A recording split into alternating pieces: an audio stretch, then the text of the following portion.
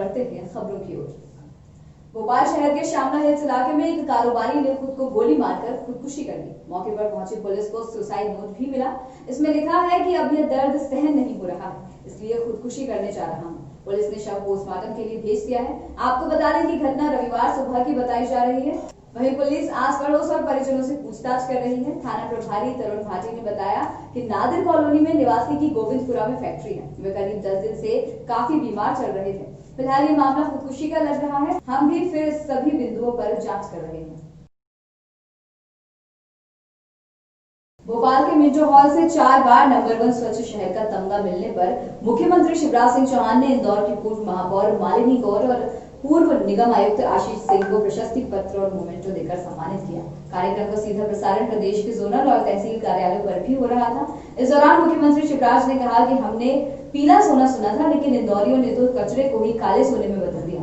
उन्होंने कहा कि इंदौर स्वच्छ सर्वेक्षण 2021 में स्वच्छता का पंच लगाएगा। इंदौर स्वच्छता में किसी को भी टिकने नहीं देता। आपको बता दें कि अब इंदौर ने वेस्ट कचरे को वेल्थ में बदला है। कचरे का निपटान कर आमदनी का नया स्रोत सृजित किया है। सिंगरौली में केंद्र सरकार द्वारा लाए गए किसान बिल के विरोध में कांग्रेस सेवा दल सिंगरौली ग्रामीण और शहर के संयुक्त तत्वाधान में महामहिम राष्ट्रपति के नाम जिला कलेक्टर को ज्ञापन सौंपा गया।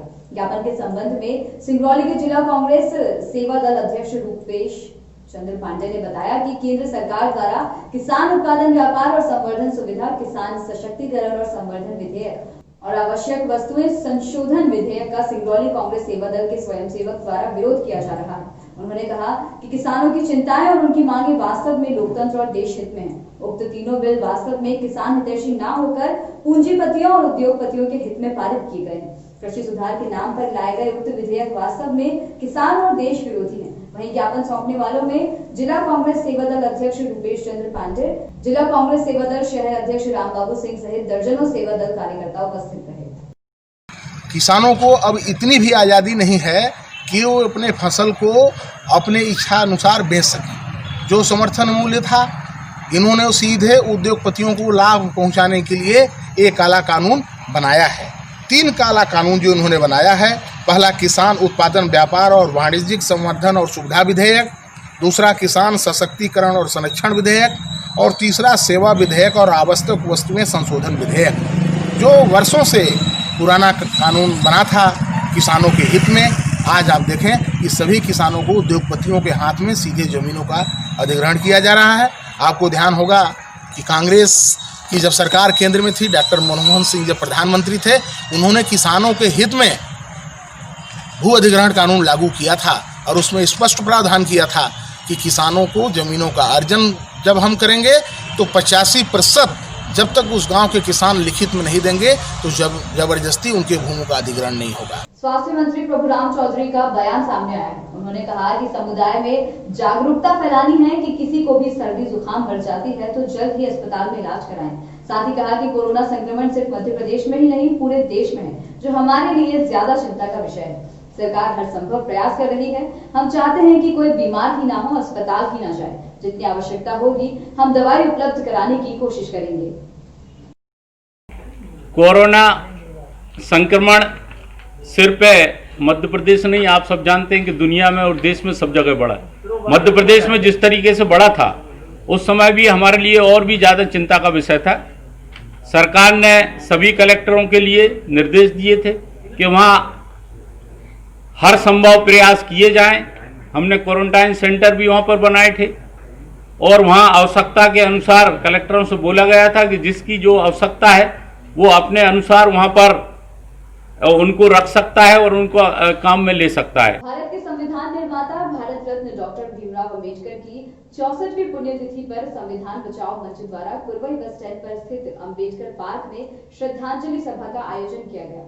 सभा में बाबा साहब की प्रतिमा पर माल्यार्पण कर उन्हें श्रद्धांजलि दी गई और वक्ताओं द्वारा बाबा साहब द्वारा देश में किए गए कार्यों पर प्रकाश डाला गया। बाबा साहब ने ऐसा संविधान लिखा जिसमें सभी समाज और धर्म बराबर के हकदार हैं। ऐसे महान व्यक्ति भारत की धरती पर पैदा हुए, ये सभी के लिए सौभाग्य की बात है। कार्यक्रम में सभी राजनीतिक दलों के सदस्य उपस्थित थे।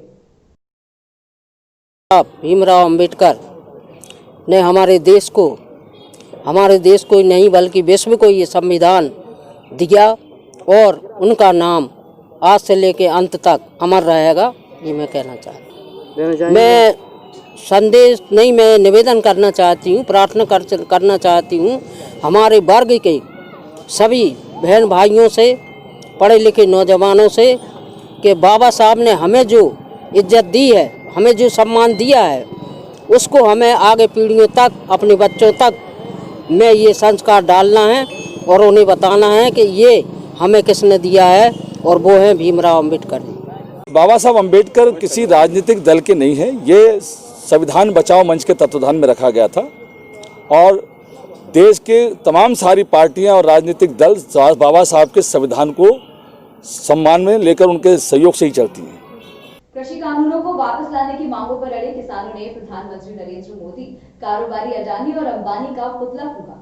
बांकी मोगरा में हुए विरोध प्रदर्शन में ऊर्जाधानी भू विस्थापित किसान कल्याण समिति, छत्तीसगढ़ किसान की संयुक्त पहल दर्जनों स्थानों पर किसानों ने देशव्यापी आह्वान किया। आपको बता दें कि मोदी सरकार के तीनों किसान कानूनों का विरोध अब पूरे देश में देखने को मिल रहा है। इसके साथ ही बिजली कानून में संशोधन को वापस लेने की मांग भी किसान कर रहे हैं।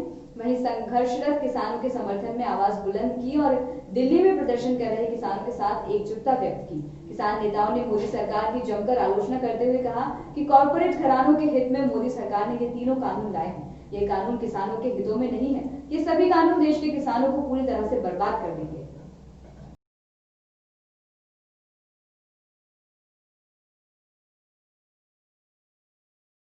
भोपाल की ईदगाह हिल्स से उठी नाम परिवर्तन की मांग लगातार बढ़ती जा रही है। ईदगाह हिल्स के अलावा होशंगाबाद और इंदौर के खजराना इलाके का नाम बदलने की मांग सांसद शंकर लालवानी ने कर दी है। शंकर लालवानी का कहना है कि इंदौर के प्रसिद्ध भगवान गणेश के मंदिर से इंदौर की पहचान देश और दुनिया में होगी, लिहाजा लोगों की मांग को देखते हुए खजराना इलाके का नाम भी गणेश मंदिर या गणेश कॉलोनी होना चाहिए। साथ ही सांसद लालवानी ने कहा कि इंदौर शहर में कई क्षेत्र ऐसे हैं जो अपने मूल पहचान की जगह किसी और नाम से जाने जाते हैं। इसी तरह प्रसिद्ध गणेश भगवान के मंदिर के बीच में खजराना आ जाता है, जबकि वह गणेश नगर है। इसलिए वहां के लोग भी चाहते हैं कि इसका नाम गणेश नगर ही किया जाए। गृह मंत्री नरोत्तम मिश्रा ने रविवार को कांग्रेस पर बड़ा हमला बोला। उन्होंने कहा कि दिग्विजय सिंह और विवेक तन्खा वैज्ञानिक हैं, इसलिए वैक्सीन पर सवाल उठा रहे हैं। उन्होंने सेना, राम जन्मभूमि पर भी सवाल उठाए थे। मंत्री मिश्रा ने विवेक तन्खा को आड़े हाथों लेते हुए कहा कि जब उनकी सरकार थी तब कुछ नहीं किया, अब क्यों सलाह दे रहे हैं। आपको बता दें कि लव जिहाद को लेकर भी गृह मंत्री ने बड़ा बयान दिया है। उन्होंने कहा कि लव जिहाद कानून जल्द ही विधानसभा और कैबिनेट में आएगा। वहीं बाबा साहब अम्बेडकर की पुण्यतिथि पर उन्हें नमन करते हुए कहा कि हम उनके विचारों का सम्मान करते हैं। उनके स्थानों को पंचतीर्थ भाजपा ने ही बनाया है। ये मुख्यमंत्री है अशोक गहलोत, उनको जब मालूम है तो क्यों नहीं उस पर कायमी करते हैं जो गिरा रहे हैं, और नहीं कर पा रहे हैं तो काय के मुख्यमंत्री। एक दूसरा, आपकी सरकार गिर रही है, आपको मालूम है तो अपनी पार्टी को क्यों नहीं संभाल रहे हो? आपकी पार्टी के विधायक बार बार भगते क्यों हैं? आपकी पार्टी हर जगह टूटती क्यों है? कभी इस पर भी चिंतन करो गहलोत साहब। अपनी अंदर झांक के देखो, एक उंगली दूसरे पे उठाते हो तो तीन आप पे खुद पे उठती हैं गहलोत साहब। अपनी बिगड़ी बनाना सके तुम, जमाने घर के भड़ी साज हो तुम। अपने परिवार को संभालो, वरना अगली बरसात में ये दीवार भी ढह जाएगी।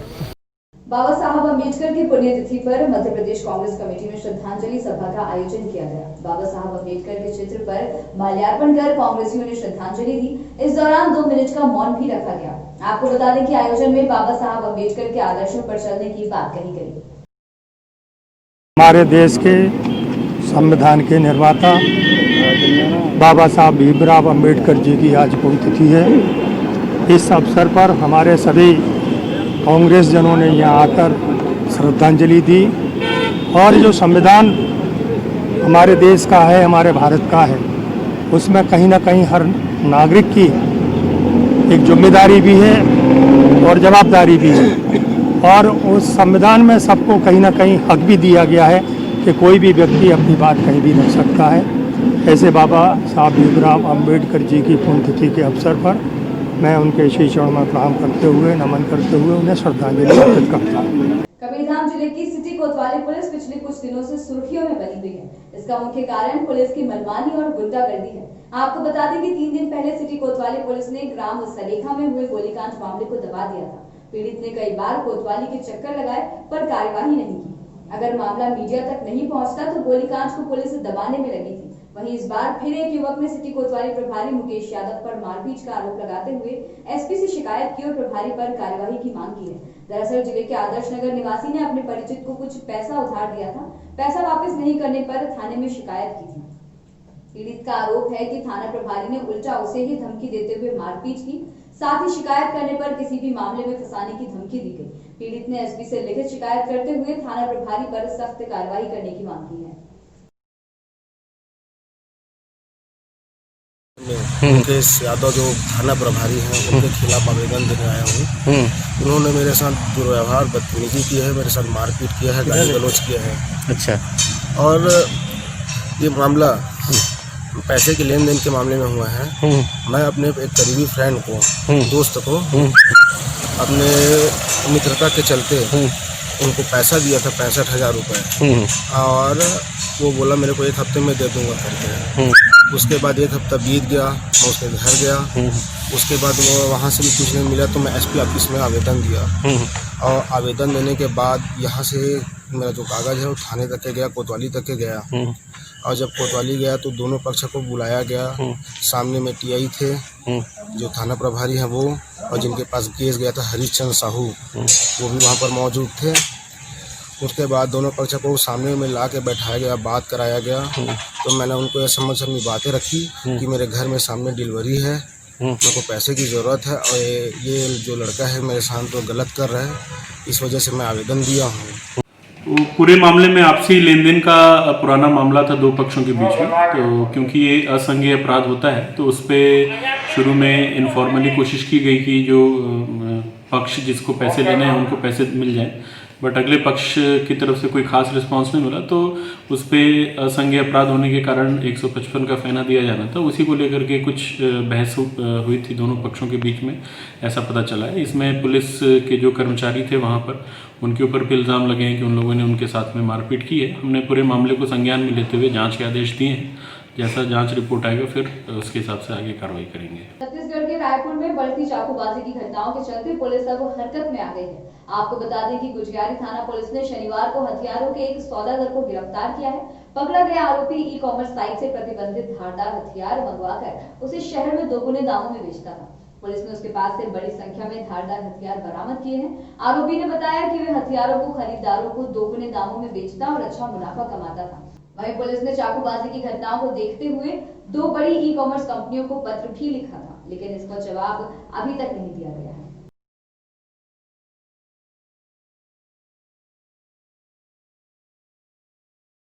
मुख्यमंत्री शिवराज सिंह चौहान ने शनिवार को कोरोना की समीक्षा बैठक की, जिसमें इंदौर और भोपाल में संक्रमण रोकने के लिए किए जा रहे कार्यों की विशेष रूप से चर्चा की। उन्होंने कहा कि भोपाल इंदौर में विशेष सावधानी रखी जाए, जागरूकता और कोरोना प्रोटोकॉल का पालन कराया जाए। सीएम शिवराज ने यह भी कहा कि इंदौर और भोपाल के कलेक्टर्स जिला स्तरीय क्राइसिस मैनेजमेंट ग्रुप से चर्चा कर लें। यदि रात में बाजार बंद होने का समय 8 बजे से बढ़ाकर 10 बजे करने पर सहमति बनती है तो अब इन दोनों शहरों में रात्रि 10 बजे बाजार बंद किया जाए। बैठक के दौरान इस बात पर भी चर्चा की गई कि इंदौर में रेमडेसिविर इंजेक्शन के कोरोना मरीजों से मनमाने दाम लिए जा रहे हैं, जिसमें इंदौर कलेक्टर ने आदेश दिया कि अस्पताल कोरोना मरीजों से खरीदे गए दाम से 20% ही ज्यादा लेंगे। साथ ही कहा कि त्योहारों और शादियों के कारण बढ़ी भीड़ के कारण संक्रमण बढ़ा है। समुदाय के सहयोग से भीड़ को नियंत्रित करने के प्रयास किए जा रहे हैं, जिसके सकारात्मक परिणाम की उम्मीद है।